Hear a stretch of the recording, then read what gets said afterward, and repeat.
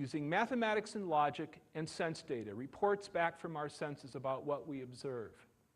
But it turns out, in fact, that science, in particular evolutionary theory, is a lot more complicated and interesting than that. Now, imagine you're a high school biology teacher in Pennsylvania, and you assign your students to read Darwin's Origin of Species, the book that began modern evolutionary theory.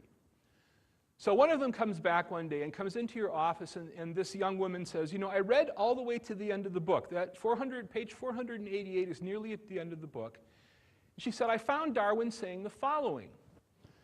Darwin says it accords better with what we know of the laws impressed on matter by the Creator, capital C Creator, that's Darwin's word, that the production and extinction of the past and present inhabitants of the world should have been due to secondary causes. Now that's complicated Victorian prose. Here's what Darwin is saying. He says, if I understand the Creator right, if I understand the Creator correctly, he should have built living things not by his special act, but rather by using natural laws. So there you are, you're a teacher, biology teacher, and you've got a young student who comes in and she says, how am I supposed to evaluate Darwin's claim here? After all, it's theological. He's saying he knows what the Creator ought to have done. Well, if we go back to our model of how scientific disputes take place, there's no axis here that will accommodate Darwin's theological claim. It's not something that he has from observation, and it's certainly not a truth of mathematics or logic, yet there it is in the origin, and it has real content. He's trying to persuade you of his view. So if you are reading The Origin of Species in a biology classroom, and let me tell you an interesting anecdote about this. I was on a debate on National Public Radio in Philadelphia, a national debate, with Neil Shanks, one of the people that Dr. Deemer mentioned a moment ago. And during the debate, I said to Shanks, who's a professor of the philosophy of science, I said, could a student in a public school classroom in Tennessee where he was teaching, could they read The Origin of Species? And he said no. And I said, well, could they read your own book on this topic, published by Oxford, that Shanks had written? And he said no to that.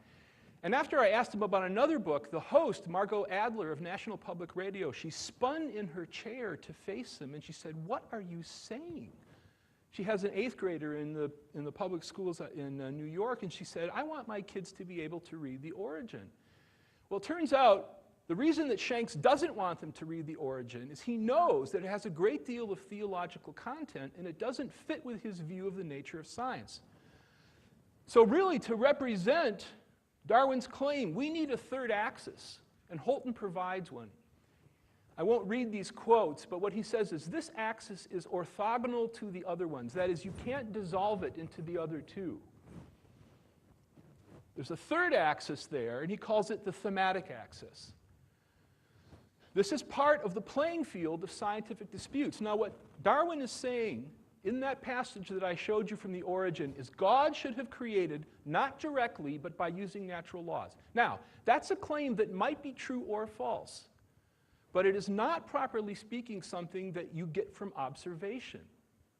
Either you accept what Darwin says or you reject it, but you have to evaluate it in the terms that he proposes, and those are theological. So even without introducing intelligent design, simply using the book that began modern evolutionary theory, a student in a public school classroom will have to come to grips with theological questions. Here's another example from Stephen Gould, great Harvard paleontologist and a hero of mine. Died tragically from an undiagnosed cancer a couple of years ago. This is his most famous essay, The Panda's Thumb, which I'm sure is in the science portion of the public school libraries here in Santa Cruz. It's in the QHs if they have the Library of Congress system, which is smack in the middle of evolutionary biology in a library.